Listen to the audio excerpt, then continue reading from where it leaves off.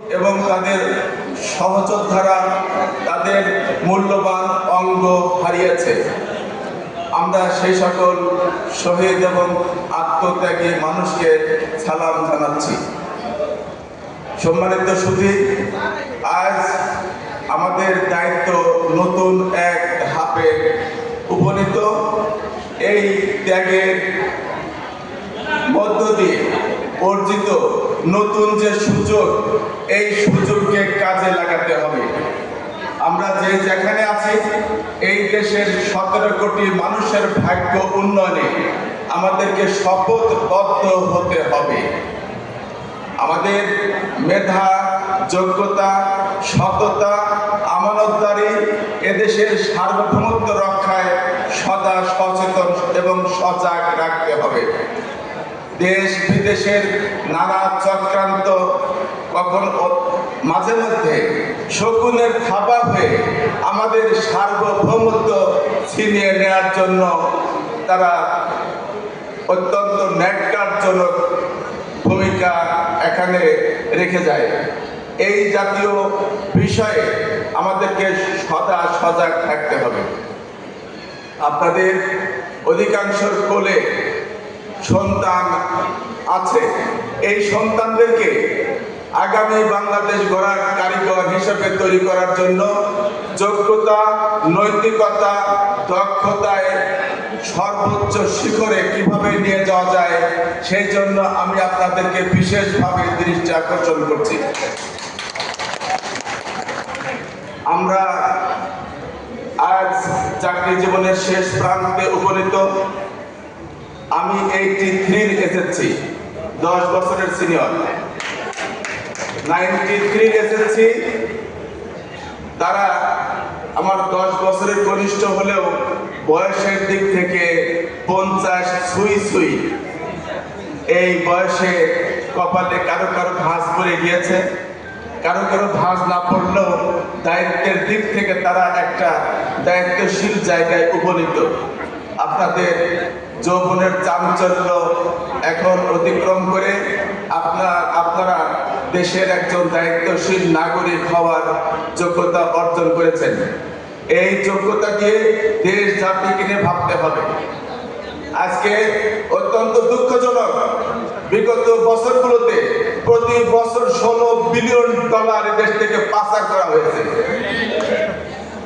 আমার দেশের কৃষক, আমার দেশের গার্মেন্টস শ্রমিক, আমার দেশের বিদেশে থাকা প্রায় 1.5 কোটি মানুষ, তারা তাদের নিকটজন প্রিয়জনকে দেশে ফেলে বিদেশে থেকে ফরেন কারেন্সি অর্জন করেন।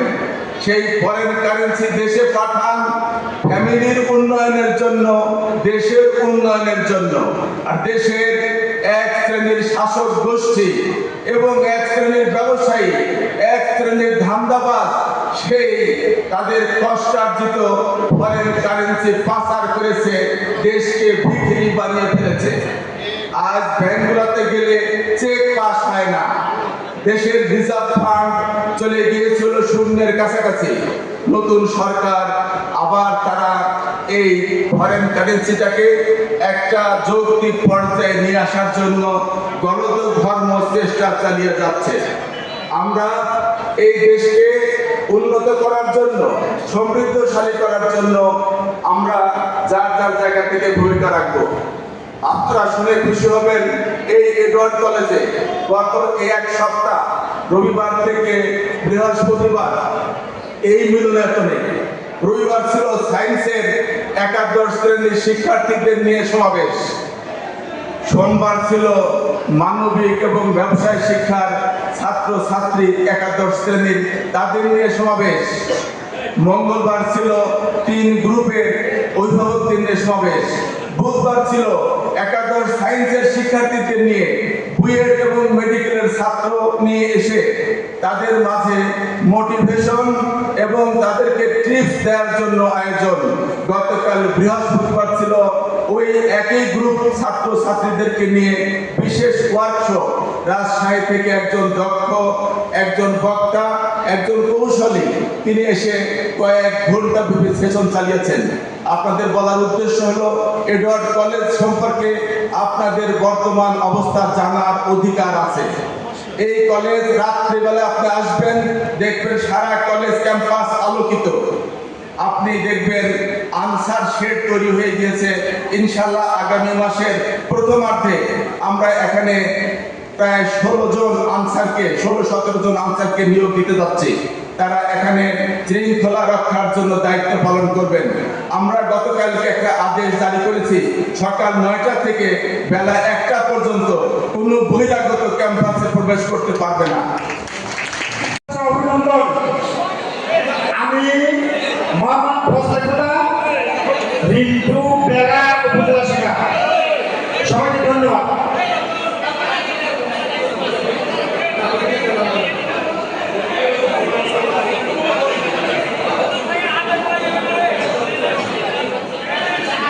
প্রস্তুত থাকবে ঢাকার বন্ধুরা, ঢাকা থেকে যারা চলে এসেছ, ঢাকা থেকে যারা এসেছ তোমরা বলতে চলে আসো।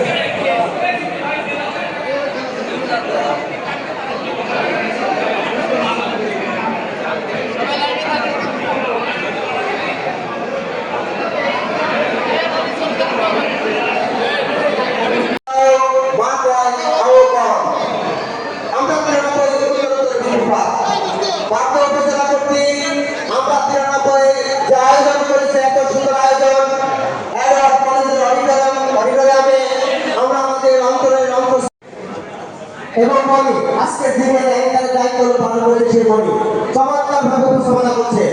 সকল বন্ধুকে ধন্যবাদ। লালপুর উপজেলা আমরা 93 এর পক্ষ থেকে আমরা 93 এর সকলকে ধন্যবাদ। আসসালামু আলাইকুম। আমাদের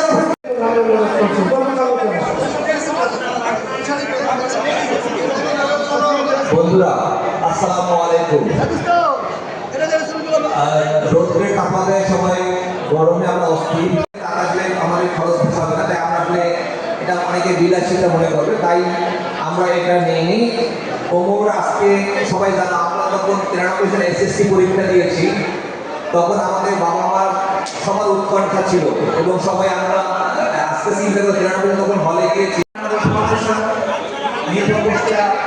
2023 সালে 15 ডিসেম্বর 150 জন দুস্থ অভাবী মানুষকে উন্নত মানের খাবার পরিবেশনের মাধ্যম দিয়ে এই প্রতিষ্ঠানটি যাত্রা শুরু করে।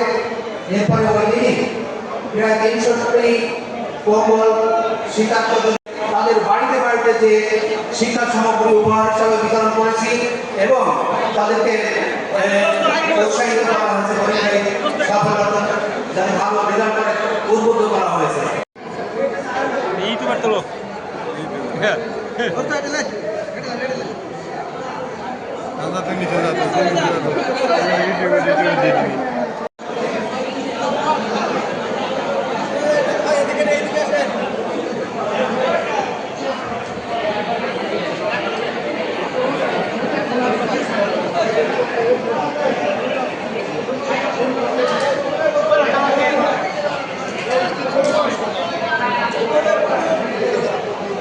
আমার ইউটিউব চ্যানেলে দিয়ে দেবো রে।